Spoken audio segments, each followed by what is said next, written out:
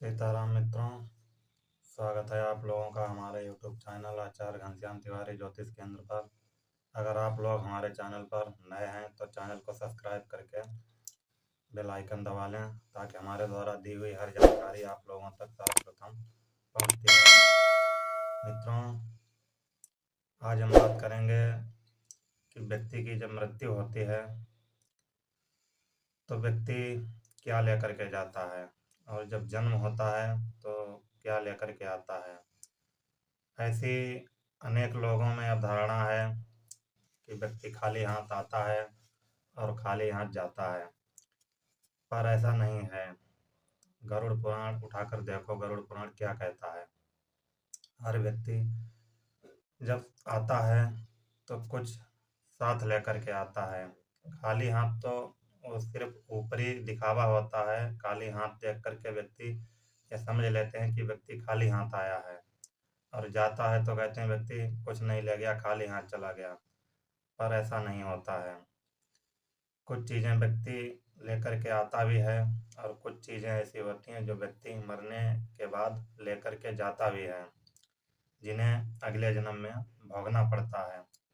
शास्त्र कहता है, मृत शरीरम मृत्युसृज काष्ठलोष्ट समाजना मुहूर्तमिव रोदित्या ततो यान्ति परामुखा तैस्तच्छरी मृतषष्ठम धर्म एकेनुगच्छति तस्मार्दम सहायश्च सेवितव्या सदा नभि।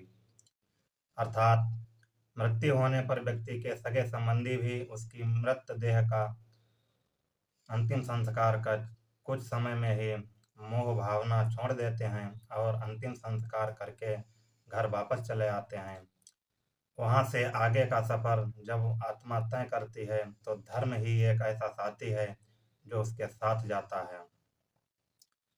व्यक्ति जब जन्म लेता है तो कुछ चीज़ें अपने साथ लाता है, और जब मरता है तो कुछ चीज़ें अपने साथ ले जाता है। ये चीज़ें होती हैं संचित कर्म, स्मृति और जागृति, किया हुआ दान, आसक्ति, वासना, और एक चीज़ होती है मित्रों जिसे हम सूक्ष्म शरीर कहते हैं। ये सूक्ष्म शरीर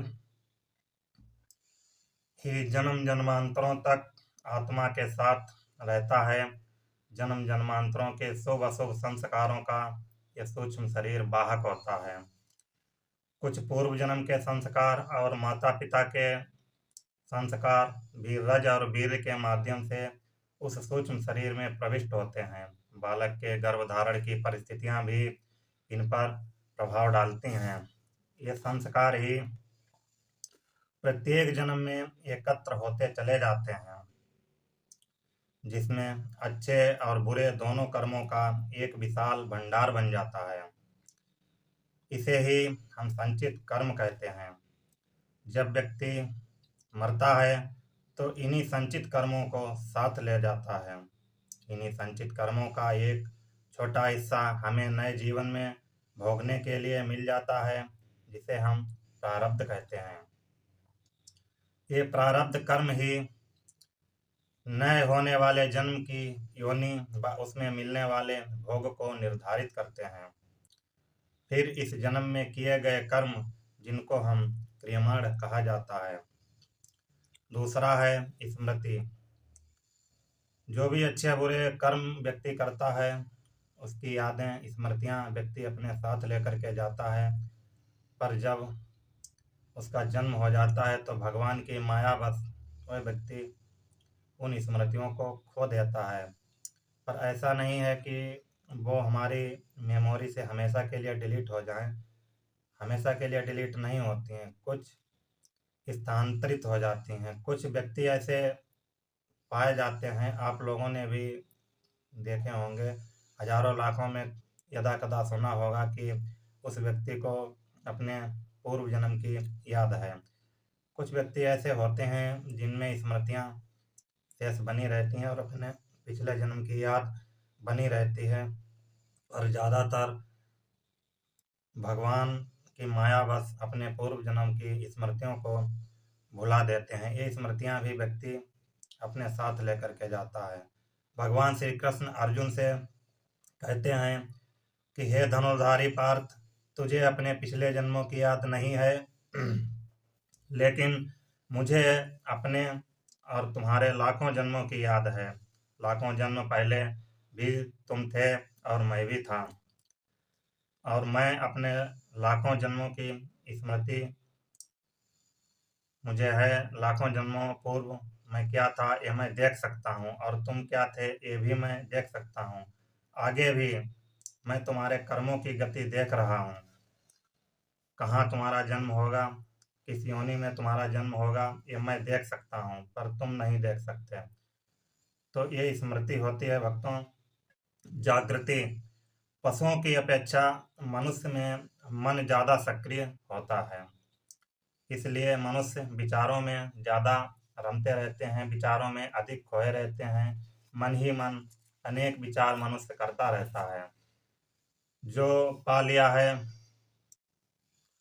या जो नहीं पाया है, अपने स्तर से ज़्यादा पाने की चाहत रखना, विचारों में भटकते रहना, ये मनुष्य की मानसिक स्थिति होती है। हर समय कुछ न कुछ सोचते रहना। मन से ऊपर उठने पर जागृति शुरू होती है। जागृति की प्रथम स्टेज बुद्धि, और दूसरी स्टेज विवेक, और तीसरी स्टेज आत्मावान होने में बताई गई है। प्रार्थना और ध्यान से जागृति बढ़ती है। तो ये भी आत्मा और सूक्ष्म शरीर के साथ व्यक्ति लेकर के जाता है। आपने श्रीमद् भागवत में एक कथा सुनी होगी जड़ भरत की, वासना और आसक्ति, जिसे हम मोह कहते हैं। अगर किसी व्यक्ति का किसी में विशेष मोह होता है, तो वो मोह भी एक वासना कहलाती है। चाहे धन में हो, स्त्री में हो, पुत्र में हो, किसी पशु पक्षी में हो, किसी वस्तु में हो, किसी दिव्य पदार्थ में हो, या भगवान के प्रति हो। भगवान ऋषभ देव के बड़े पुत्र महाराज भरत जी थे, जिन्होंने एक बार नदी में बहते हुए एक मृग को बचाया था। उस मृग के बच्चे में भरत जी को अत्यंत मोह हो गया था। उसका इलाज करते, उसको खिलाते पिलाते थे। बहुत अधिक मोह था। भगवान के भक्त थे। हजारों लाखों करोड़ों वर्ष राज्य करने के बाद धर्मपरायण राजा का राज्य किया। चारों चरणों से इनके राज्य में धर्म रहता था। जब महाराज भरत की मृत्यु हुई, तो उनकी जो वासना थी, आसक्ति थी, उनका जो मोह था, वो उस मृग के बच्चे में था। इसी वासना के कारण मित्रों, उनको अगले जन्म में मृग योनि में जन्म लेना पड़ा। मृग योनि में अवतार लेने के बाद भी महाराज भरत को अपने पूर्व जन्म की सारी स्मृतियां याद बनी रहीं, जिसके कारण वो पूर्व जन्म की ही भांति भगवान विष्णु के परम भक्त बने रहे और उनकी भक्ति करते रहे। जैसे पिछले जन्म में वीर योद्धा होने के साथ साथ भगवान भक्त थे, कम बोलते थे, तो राजा को लोग जड़ भरत कहने लगे, वैसे इनका नाम भरत था। तो मृग में आसक्ति होने के कारण जब इन्हें मृग का देह मिला और इन्हें अपने पूर्व जन्म की स्मृतियां भी बनी रहीं। कहने का अभिप्राय है, किसी किसी को ये एक दृष्टांत है जो श्रीमद् भागवत में दिया गया है, आप लोगों ने सुना भी होगा भागवत के माध्यम से। किसी किसी व्यक्ति को स्मृतियां भी याद बनी रहती हैं, और जो वासनाएं अधूरी रह जाती हैं, जो इच्छाएं अधूरी रह जाती हैं। ऐसा महाभारत में भी 5000 साल पहले जब महाभारत हुआ था, तो दुर्योधन हो, दुशासन हो, कर्ण हो, धर्मराज हो, भीम, अर्जुन, इन सभी की जो युद्ध करने की भावनाएं थीं, वो तृप्त न हो सकें, और अगले जन्म में कलिकाल में अलाउद्दीन, लाखन, गुरु द्रोणाचार्य के अवतार थे।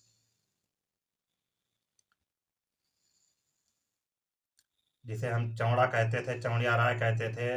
दुर्योधन और दुशासन, ये तार वगैरह सभी पृथ्वीराज के रूप में आए। इनकी इच्छाएं, द्रौपदी जो थी वो बेला के रूप में अवतरित हुई, जिन्होंने आकर के भीषण युद्ध किया और अपनी इच्छाएं पूरी की।